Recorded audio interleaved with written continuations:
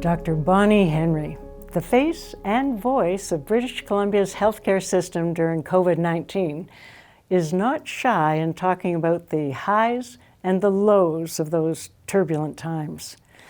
On the one hand, she became a folk hero with her own fan club, her picture on coffee mugs, her words, "Stay calm, be kind," emblazoned on T-shirts. But at the same time, those who angrily opposed her directives made their feelings known through words of hate and threats to her safety that required security. Dr. Bonnie Henry's story. Dr. Bonnie, as so many of your friends call you, obviously, you were the face and the voice of COVID for British Columbia. What was it in your background that really prepared you for that role? Wow. I'm not sure if anything really prepares you for the role in terms of how long it went on and the intensity and the myriad of issues that happened. I've been involved in other pandemics. This is not my first pandemic. SARS. SARS in the city of Toronto, the Ebola outbreak in Uganda, and then subsequent Ebola outbreaks. And you really realize that, or I realized in a time of crises like that, how you say things and what you say are really, really important and help people to cope.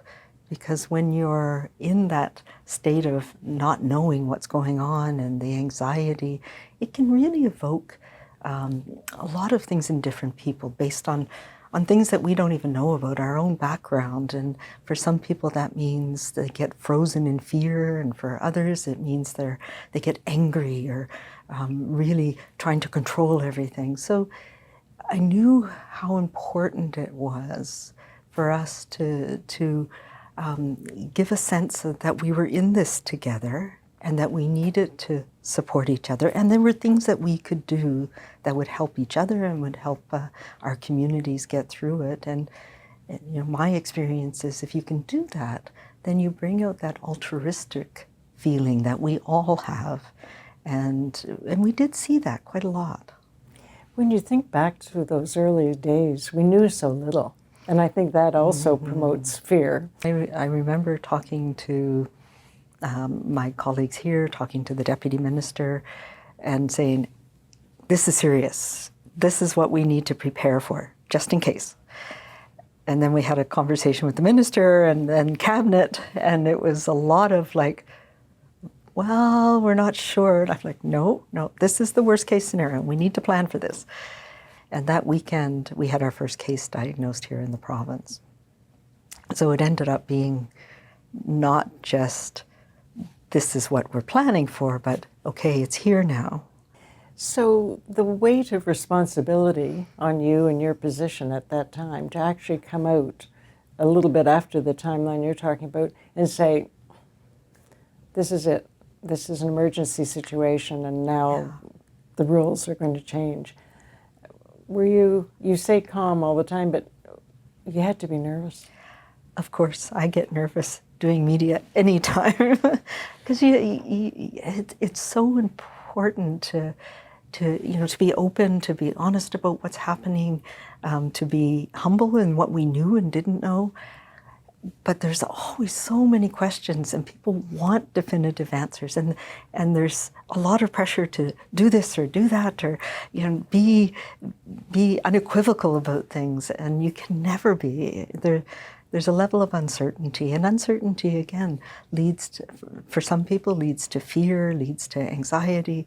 So it was trying to find that balance of this is what we know, this is what we don't know, and very hard in those early days. And it was March 17th, and we started to shut things down because things were spreading in a much more in the community, and we needed, in the absence of a vaccine and the absence of treatments, and knowing that some people were very susceptible to severe illness and dying from this, in particular people in long-term care homes, our seniors and elders. We needed to keep well people away from sick people and try and manage it and slow it down until we had a vaccine. So that was a very traumatic day. And I knew it was going to get worse before it got better. And that's a heavy feeling to know and to think, how are we going to get through this? But I also think it's very important to have hope. So the messaging that we worked on and the things that I really believe and still believe was that, this is not forever, that it was going to change, that we needed to be prepared for it to last longer than we thought. And so, but to bring people along with that, you can't just say, okay, everything's going to change for the next 3 years, because that just engenders despair. And honestly, I didn't think it would be 3 years. I thought maybe a year, 18 months, but it's been, the virus goes back to being humble in the face of a virus that changes.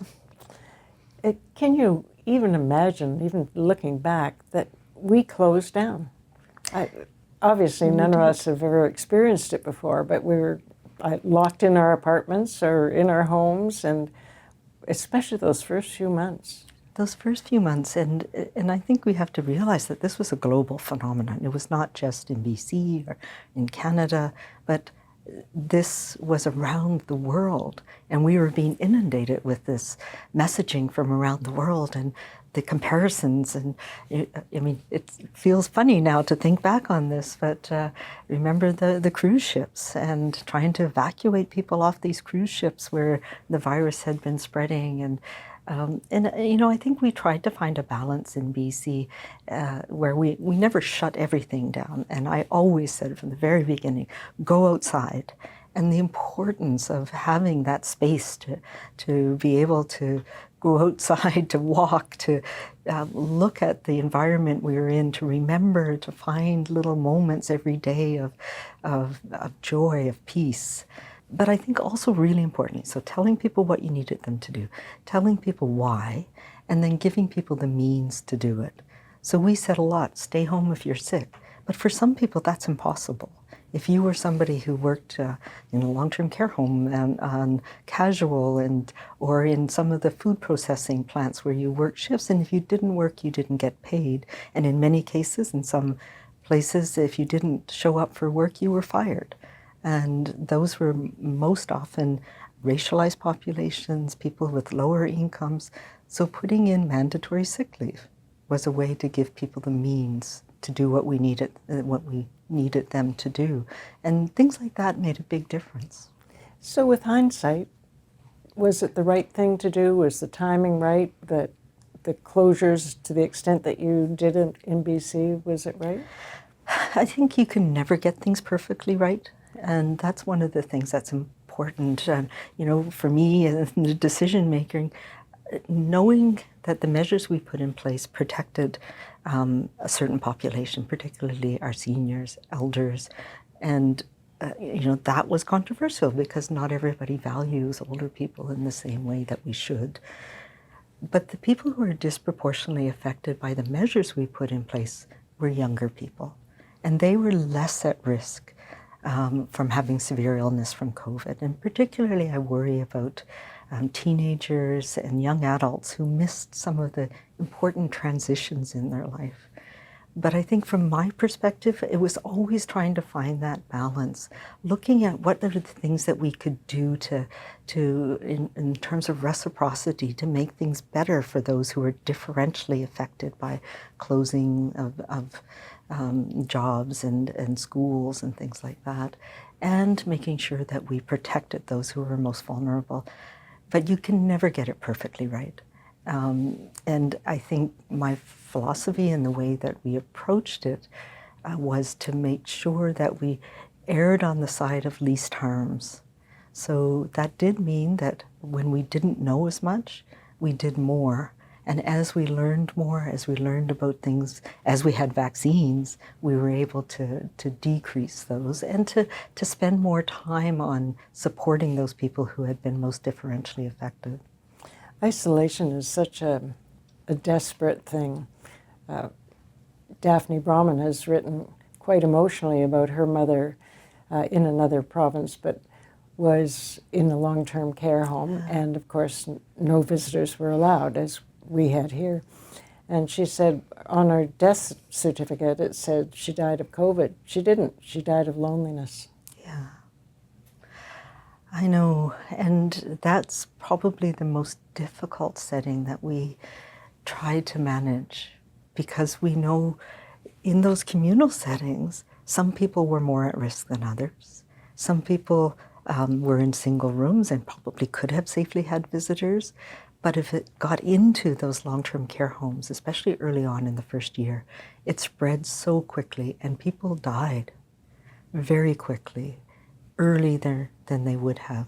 So not knowing how long this was going to last, the most important thing at the beginning was trying to keep sick people out of that communal setting where people were so vulnerable.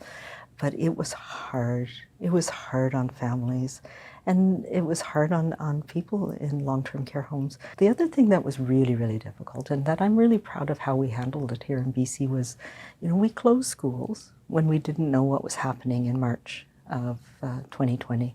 But then we opened them in June of 2020, and they stayed open for the rest of the pandemic. There was specific classes and specific schools, if there was an outbreak, where they went to online learning for periods of time, or if there was not enough staff to run the school. But we worked very closely with the teachers and the principals and the superintendents and public health, because we heard, and I don't know if you remember, but we did the SPEAK survey.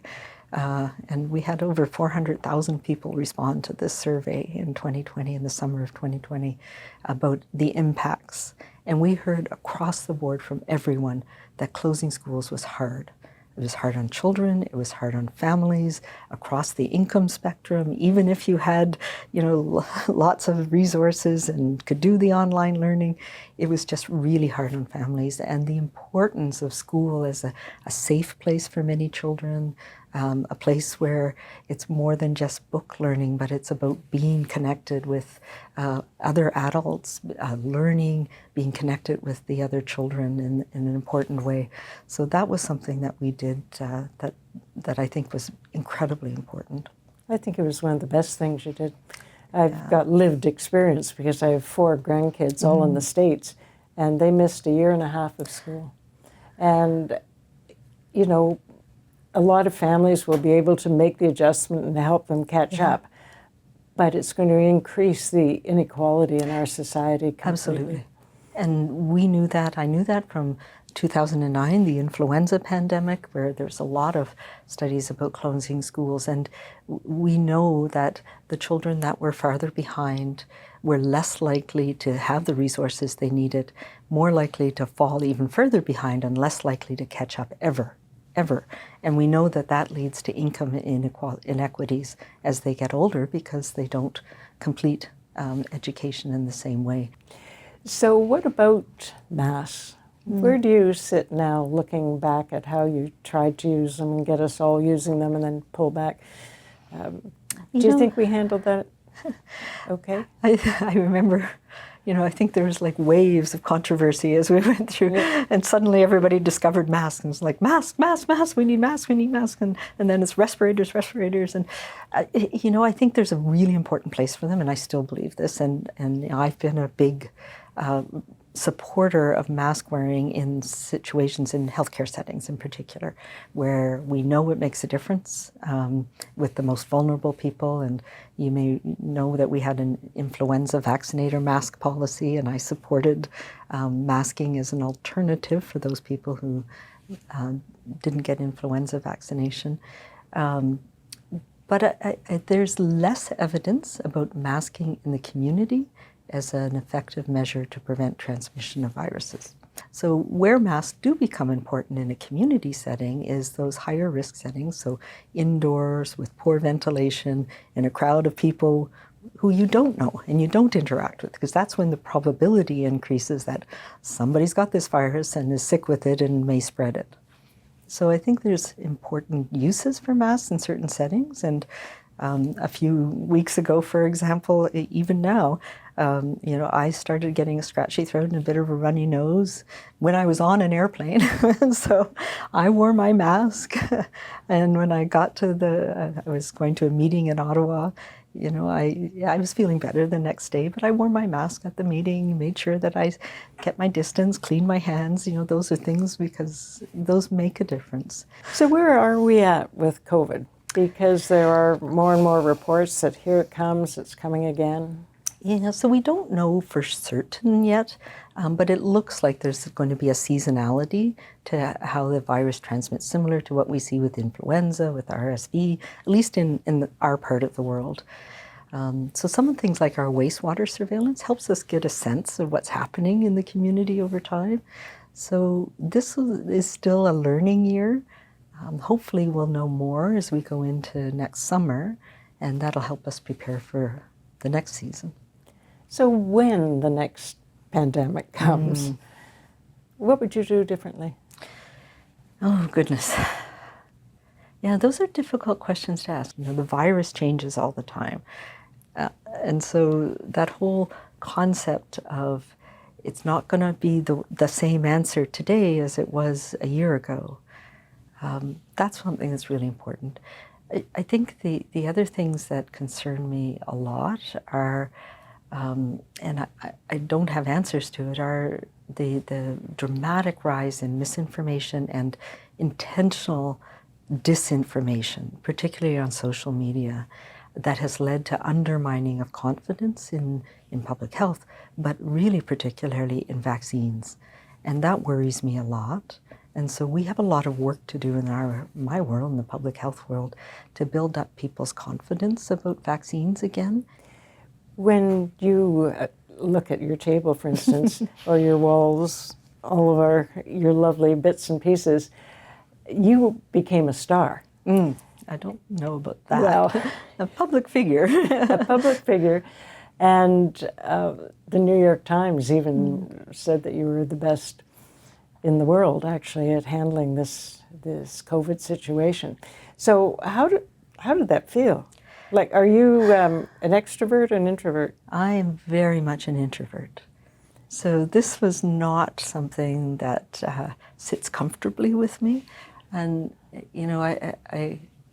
people who know me know that I said all the time, we need to temper this because the class action lawsuits and public inquiries and recriminations are coming. We know that. We know that with a crisis like this, particularly when we're taking measures that affect everybody's lives, that there's lots of there's negativity and positivity, and I'm very, very grateful for being able to reach some people and help them cope with a very challenging situation, and that's what gives me a lot of satisfaction, or I feel really good about when people tell me that my words helped them cope, and that's important to me. But it has not been easy. It's not been easy for my team. There's a lot of people who didn't like the approach that we took, who fixated on me as a female leader making these decisions, and there was a lot of hate as well, which was hard to take. How did it show, the hate? Was it threats? Or? Definitely threats, physical threats, lots of emails, voicemails, and we had to have a completely separate line to answer the calls because people were very hateful to my team and me. I still have security. People came to my house. At some points it was quite terrifying, people trying to break into my house. There was very specific death threats. So yeah, that part of it is hard. And it's, I think, I talk to my colleagues across the country, and I think it's very much harder for women than for our male counterparts, and definitely harder for racialized people. Are you saying harder Because you're a woman, or they made nastier threats because you're a woman? Nastier threats because I'm a woman. How do you cope with that? Yeah, you know, as an introvert, I'm somebody who spends a lot of time thinking, and I do meditate, and it is, you know, the hate is something that it's hard to, I try and box it off and put it aside and not hold it within me. It's really, but seeing the effects on the people around me is the hardest part. My family, my team that works here at the office in particular, who experienced a lot of this firsthand. And this is another thing where I think we as a community of leaders across government, because it's, you know, people in politics, women in any leadership position, sadly, are being subjected to this. And it is something where I think we need to have more controls on what people do and what they say online. And we need to call it out. And we need to do it together. So our male colleagues need to stand up when things like this happen. We see it in, it's important for all of us to call it out, the bad behavior, and to support each other. Is it still going on? It's still going on. It's less now, which is I'm very grateful for, but it's still going on. If we could step maybe 10, 20 years into the future and look back with perspective, how would you like Dr. Bonnie Henry to be remembered? Oh dear. I don't know that anybody will remember me at that point. There'll be somebody else who's come on and taken on this role. You know, I hope that I've been thoughtful in my approach and balanced, and at the heart of it, trying to do the best possible health for the people that we care for here and across this province. And I think, you know, I hope that they'll remember me for being kind. And calm. Thank you for everything you've done. Thank you. A BC legend, Dr. Bonnie Henry.